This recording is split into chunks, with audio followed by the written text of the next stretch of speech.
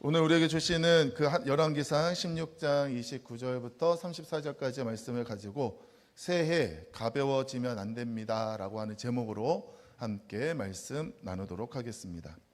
여러분, 우리 새해가 되면 우리 많은 사람들이 다 대부분 어떤 목표를 세우게 됩니다. 여러분들 어떤 목표를 가지고 있습니까?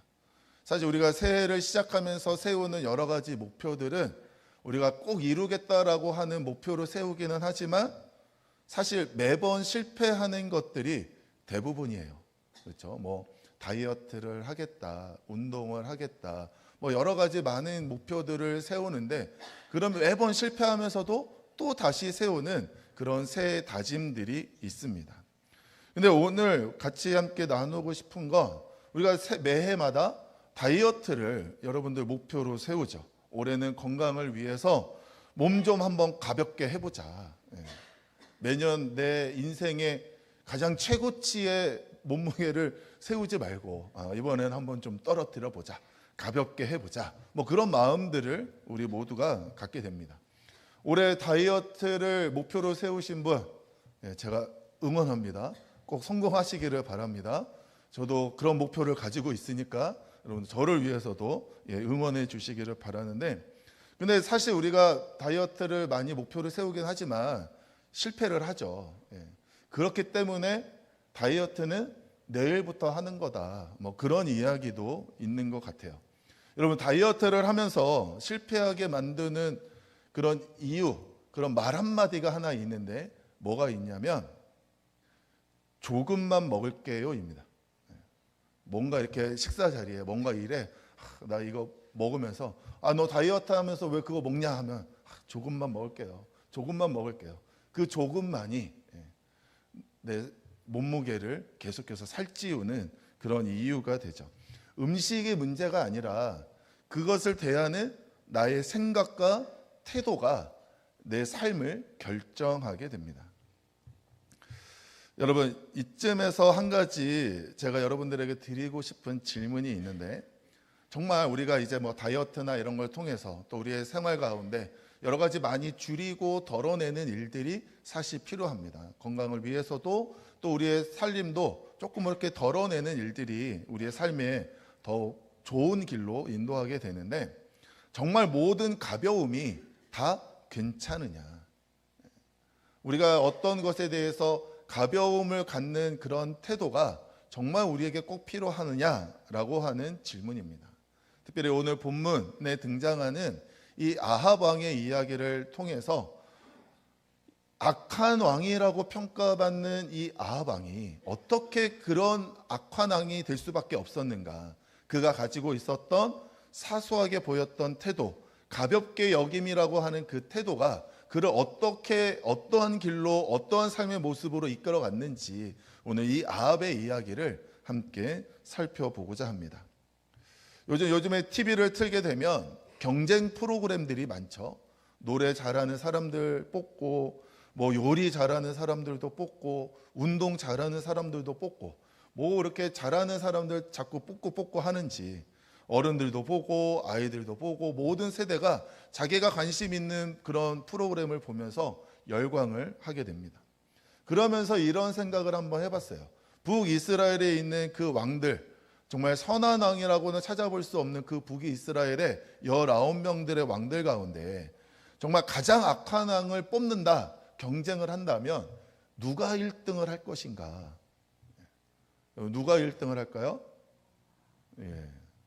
오늘 이제 눈치 있는 분들은 그렇게 대답을 하시겠죠.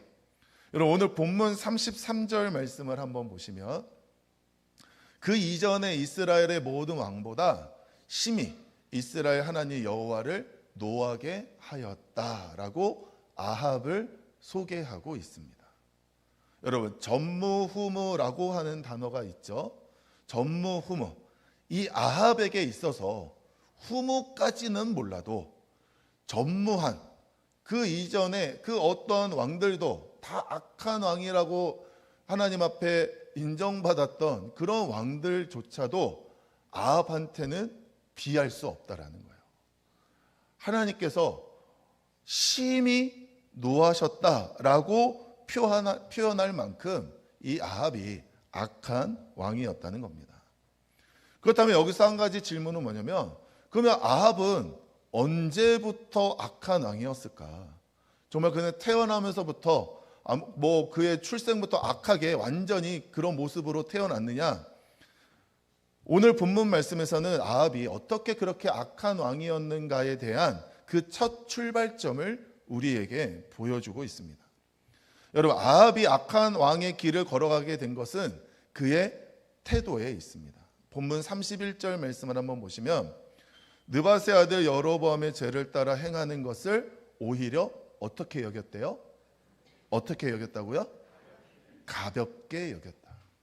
여러분, 여로보암이 열왕기의 말씀 가운데 악한 왕이라고 인정받는 그 기준이 된 사람입니다. 악함의 기준이 여로보암.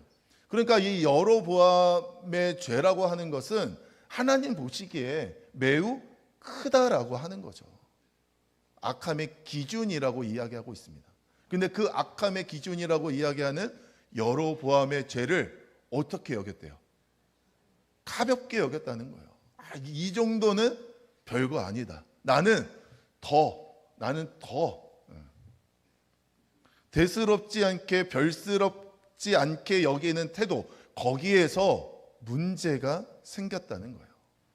여러분, 죄가 작은 죄, 큰 죄가 따로 있습니까?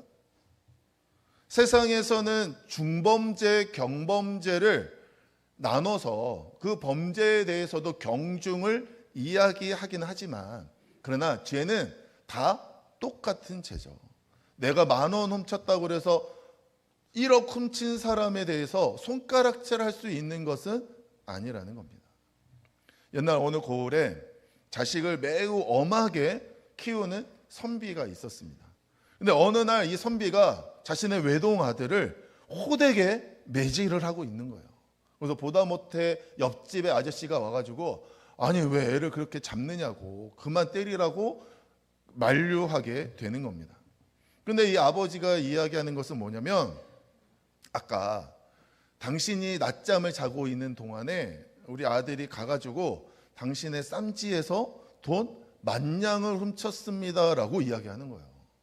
그러니까 이 선비가 깜짝 놀라면서 자신의 쌈지를 까 뒤집으면서, 여기에 어떻게 10,000냥이 들어가냐, 나 아까 내가 여기에 1냥 있는 거 봤다, 그거 1냥 가지고 애를 이렇게 잡느냐라고 이야기하는 거예요. 그러니까 이 아버지가 뭐라고 이야기하냐면, 바늘 도둑이 소도둑 되는 거 모르냐, 아이가 지금 훔친 거는 1냥이지만 앞으로 나중에 커서 10,000냥을 훔치는 사람이 될지 어떻게 아느냐, 그래서 나는 지금 이 아이가 10,000냥을 훔친 걸로 여기고 혼을 내고 있는 거다라고 이야기했다는 겁니다. 그렇죠? 여러분, 죄인은 다 죄인이지 더한 죄인, 덜한 죄인은 없습니다. 1냥이든 10,000냥이든 모두 훔친 죄를 받아야 하는 거죠. 무엇보다도 모든 죄는 하나님 앞에서 다 심각한 문제입니다. 여러분, 노아의 시대를 한번 떠올려 보십시오. 창세기 6장 11절 말씀에 보면, 그때 온 땅이 하나님 앞에 부패하여 포악함이 땅에 가득한지라 라고 말씀하고 있어요. 이거를 세번역에서 찾아보니까 하나님이 보시니 세상이 어떻게 됐다고요? 썩었다. 세상이 썩었다. 여러분, 썩을 때, 음식이 썩을 때도 한꺼번에 갑자기 확 썩습니까?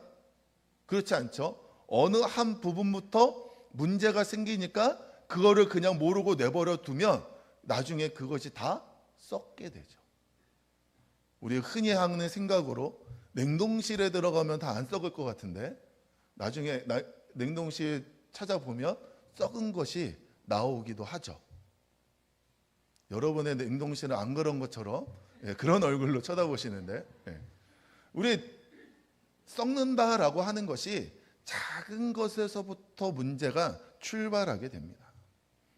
죄에 대한 잘못된 인식과 태도가 그렇게 만든다는 거죠. 노아의 시대에 이 정도쯤이야, 다 그렇게 살아가는데 지금은 괜찮겠지라고 하는 이러한 태도가 그들에게 작은 문제로 나타나게 되어서 그거를 내버려 두니 나중에 온 세상이 다 썩어버리게 돼서 하나님이 심판하실 수밖에 없는 그러한 지경에 이르게 된 거죠.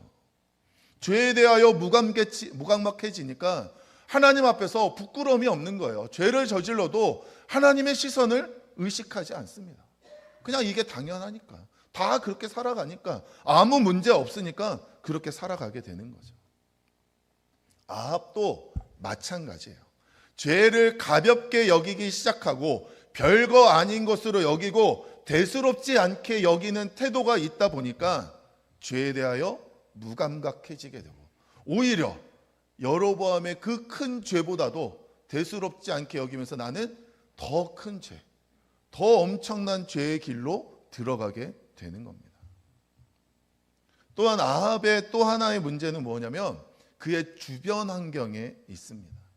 여러분, 아합의 아버지가 오므리입니다. 열왕기상 16장 26절 말씀에 보면 이 오므리가 그 죄 중에 행하여 그들의 헛된 것들로 이스라엘 하나님 여호와를 노하시게 하였다라고 기록하고 평가하고 있는데, 그들의 헛된 것들이 무엇이냐면 우상 숭배를 의미합니다. 그러니까 이 오므리가 우상 숭배하는 그런 문화를 만들어서 그 하나님 앞에 죄를 저지르는 일들을 만들었다. 그 땅에 살아가는 모든 사람들, 왕이 우상 숭배를 하니까 백성들은 어떻게 되겠어요? 이 왕도 하는데 우리도 당연히 해야지. 그러면서 그 땅의 모든 사람들이 우상 숭배하는 일이 특별히 잘못된 일이 아니라 모두가 하는 당연한 일로 바뀌게 되었다는 거죠. 아합이 그런 환경에서 태어나서 자라게 된 겁니다. 어릴 때부터 보고 자란 것이 우상 숭배였고, 국가의 방향 자체가 이미 하나님으로부터 멀어진 상황이었죠. 아합의 신앙이 그 무너진 출발점에서부터 시작했기 때문에 그 아버지의 악한 영향이 아합에게 임하게 된 겁니다. 또 아합의 환경을 더 결정적으로 만든 인물이 있는데 그가 누구냐면 그의 아내 이세벨입니다. 시돈의 사람 왕 엣바알의 딸 이세벨을 아내로 삼고 가서 뭐 했대요? 바알을 섬겨 예배했다. 여러분, 북이스라엘의 왕들 가운데 아내의 이름이 기록된 왕은 아합밖에 없습니다. 그만큼 이 이세벨이라고 하는 이 여인의 존재가 북이스라엘의 역사에서 매우 중요한 일을 했다는 거죠. 악한 큰 영향력을 끼치는 일에 이 이세벨이 엄청난 일을 했다는 겁니다. 이세벨은 시돈의 왕 엣바알의 딸로서 어려서부터 바알을 숭배하는 그러한 삶을 살았고, 그래서 북이스라엘로 시집을 오면서 바알을 가지고 왔고, 그 여인이 섬기는 그 바알, 이미 우상을 숭배하는 문화가 있는데 뭐 우상을 10개를 섬기든 100개를 섬기든 그 가운데 하나 더해진다고 우상 숭배하는 사람이 문제가 있겠습니까? 오히려 그 우상 때문에 내가 뭔가 더 기대할 게 있겠다라는 마음에 더 적극적으로 우상을 섬기게 되는 거죠. 그래서 이 이세벨을 통해서 바알 숭배가 북이스라엘의 공식적인 신앙으로 자리 잡게 되는 겁니다. 우리 주변에 어떤 사람이 있느냐? 내 주변에 어떤 사람들과 만남을 갖고 있느냐? 내 가장 가까이에서 내 영향을 주는 사람이 어떤 사람이냐? 이것이 여러분 우리의 신앙에 있어서 매우 중요한 일입니다. 아합처럼 오므리, 이세벨과 같은 사람만 주변에 있다고 한다면 내 믿음을 지키고 내 신앙을 지켜나가는 일이 쉽지 않죠. 우리가 주변에 누가 있느냐, 누구와 많은 시간을 보내느냐, 이것이 내 영적인 상태에 엄청난 영향을 주게 됩니다. 우리 사자성어 중에 금묵자흑이라는 단어가 있습니다. 검은 먹을 가까이 하면 검어질 수밖에 없다는 거죠. 나쁜 사람을 가까이 하면 그 버릇에 물들기 쉽습니다. 여러분, 내 믿음, 내 신앙을 스스로 과신하면 안 돼요. 나는 이제 믿음을 갖고 신앙이 연수가 쌓이고 직분도 갖게 되고 이 정도에 있으니까 그냥 아무 데나 갖고 아무 사람이나 만나고 뭐 아무 일이나 해도 내 믿음에는 아무런 영향이 없다. 난 이 정도 해도 괜찮다. 이렇게 과신해서는 안 됩니다. 내가 어딘가에 내준 작은 빌미가 그것 때문에 어느 순간 내 믿음이, 내 신앙이 갑자기 무너지는 순간이 온다는 거예요. 음식이 썩는 것도 그 작은 하나의 문제를 방치하면 갑자기 썩어지게 되는데 우리의 믿음도 마찬가지라는 겁니다. 어느 순간 나도 모르게 찾아온 문제 하나가 나로 하여금 갑자기 무너지게 만드는 이유가 될 수 있는 거죠. 그래서 우리 주변에는 항상 좋은 사람들, 나를 신앙적으로 이끌어줄 수 있는 사람들, 내 영성에 좋은 영향력을 줄 수 있는 사람들과 교제를 계속해서 이루어 가야 됩니다. 그래서 신앙생활은 혼자 하는 게 아니라 함께 하는 거예요. 누군가와 같이 하면서 영향을 주고 받고, 그러면서 우리의 믿음이 계속해서 성장해 나아가게 되는 거죠. 그런 분들과 함께함을 통해 나도 모르게 변해가는 나의 모습을 발견하게 되는 겁니다. 그래서 신앙은 어찌 보면 물드는 거예요. 물드는 거. 산이 단풍으로 이렇게 서서히 물들어가면서 가을에 정말 단풍이 아름답게 물들어 있는 것처럼 우리의 신앙도 내가 누군가로부터 받은 영향이 나에게 어느 순간 다가와서 정말 아름다운 모습으로 물들게 되는 거죠. 그래서 내 주변에 누가 있느냐, 어떤 사람들과 만나고 있느냐, 교제하고 있느냐가 매우 중요하죠. 그래도 내 주변에 누군가라도 나로 하여금 한 번 더 말씀 보게 하고, 한 번 더 기도하게 하고, 한 번 더 예배 자리에 가게 하고, 한 번 더 봉사하게 만드는 그런 사람이 있다면 우리의 믿음이 성장할 수밖에 없지 않겠습니까? 그래서 그런 의미에서 여러분들 올해 여러분들 구역 모임에 적극적으로 참석하셔야 됩니다. 다른 데 가서 사람들 만나는 일, 혹시 줄이는 일이 있다 하더라도 여러분, 우리가 함께, 우리 신앙 안에서 우리 성도님들이 함께 모이는 그 자리를 소중하게 여기고 같이 만나는 일에 여러분들 최선을 다하시기를 바랍니다. 아멘? 아멘? 제가 1년 이렇게 지내면서 우리 성도님들 좀 아멘을 좀 강조해야겠다, 강요해야겠다라는 그런 마음을 갖는데 여러분들 적극적으로 아멘 하시기를 바랍니다. 감사합니다. 네. 여러분, 아합의 삶을 통해 우리가 분명히 보는 것은 무엇이냐면 아합의 실패가 어느 날 갑자기 이루어진 것이 아니다. 죄를 가볍게 여기는 태도 위에 잘못된 만남과 환경이 더해진 결과로 인해서 아합이 그렇게 악한 왕의 대명사가 된 거라는 거죠. 여러분, 아합은 죄를 가볍게 여겼습니다. 죄를 가볍게 여긴다고 하는 것은 다른 의미로 하나님을 가볍게 여겼다. 더 심하게 표현하면 하나님을 우습게 여겼다는 거예요. 하나님의 말씀에 불순종하는 것이 죄인데 하나님의 말씀을 가볍게 여기니까 죄가 별거 아닌 것이 되는 거죠. 이 정도쯤이야. 다 이렇게 하는데 지금은 괜찮겠지. 이런 생각이 마음에 자리 잡게 되니까 하나님은 점점 더 삶의 중심에서 멀어지게 되고, 이후에는 하나님 없이도 나는 잘 살 수 있다, 하나님 없어도 된다, 그런 삶으로 나아가게 되는 겁니다. 그러다 보니까 만남도 선택도 가벼워지는 거예요.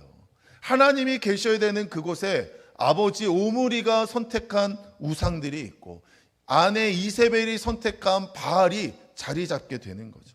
삶이 점점 하나님 아닌 다른 것들로, 헛된 것들로, 세상 것들로 가득 채워지게 되니까 결국 그가 하나님으로부터 심히 노함을 받게 된다라고 하는 평가를 받게 되는 겁니다. 사랑하는 성도 여러분, 신앙의 무너짐은 늘 이런 구조를 가지고 있어요. 가볍게 여긴 태도가 이후에는 가볍지 않은 결과를 만들게 되는 겁니다. 여러분, 오늘 이 시간 우리는 온 세대 예배를 드리고 있습니다. 우리 이 자리에 있는 우리 유아 어린이들 한번 손 들어볼까요? 유아교회 어린이교회 친구들. 네.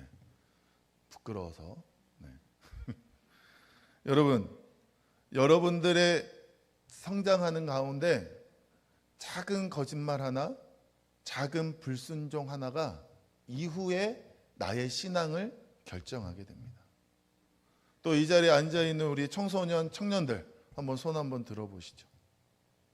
청소년, 청년들. 네, 손 내리고.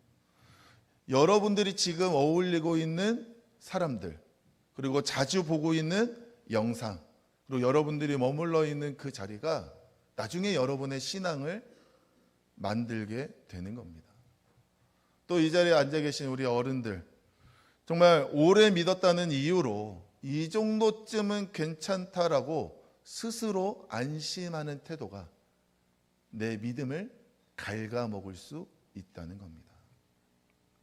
여러분, 우리의 신앙의 문제는 나이의 문제도 연수의 문제도 아닙니다. 죄를 대하는 태도가 어떤가? 내가 죄를 가볍게 여기느냐, 아니면 죄에 대해서 나는 정말 민감함을 가지고 있느냐. 죄를 저지를 수는 있지만 그 죄에 대해서 하나님 앞에 들고 가서 정말 치열하게 회개하는 삶을 살아가느냐, 아니면 죄를 저질렀음에도 불구하고 이 정도는 괜찮지, 이 정도는 남들도 다 그렇게 살아가는데 뭐 나만 갖고 그러느냐, 이거 갖고 호들갑이냐, 이런 태도를 갖는 삶은 극명하게 갈라질 수 있다는 겁니다. 아합도 죄와 환경을 너무 가볍게 여겼고 그 결과 성경이 기록한 왕들 가운데 가장 악한 왕이라고 하는 평가를 받게 되었습니다. 사랑하는 성도 여러분, 오늘 살펴본 이 아합의 타락은 죄를 가볍게 여긴 태도 위에 잘못된 만남과 환경이 더해진 결과입니다. 어느 날 갑자기 무너진 게 아니에요. 어느 날 갑자기 하나님을 버린 게 아닙니다. 그저 죄를 조금 가볍게 여기기 시작했고 그 가벼움의 위에 만남과 환경이 그를 하여금 더 심각한 죄의 길로 이끌고 간 거죠. 그런데 그 결과는 결코 가볍지 않았다는 사실입니다. 사랑하는 성도 여러분, 새해를 시작하는 우리가 이 시간 꼭 기억해야 될 것이 있어요. 올 한해 우리의 삶을 위해, 건강을 위해 우리가 다이어트하며 몸을 가볍게 하고 또 우리의 삶을 좀 더 정리하면서 가볍게 시작하는 일들이 중요하기는 하지만 그러나 결코 가볍게 할 수 없는 일들이 있다는 겁니다. 죄에 대하여, 하나님에 대하여, 말씀에 대하여 결코 가볍게 대하는 태도가 우리에게는 사라져야 되는 줄 믿습니다. 여러분, 죄를 가볍게 여기지 마십시오. 하나님의 존재를 가볍게 여기지 마시기를 바랍니다. 하나님의 말씀을 가볍게 듣지 마세요.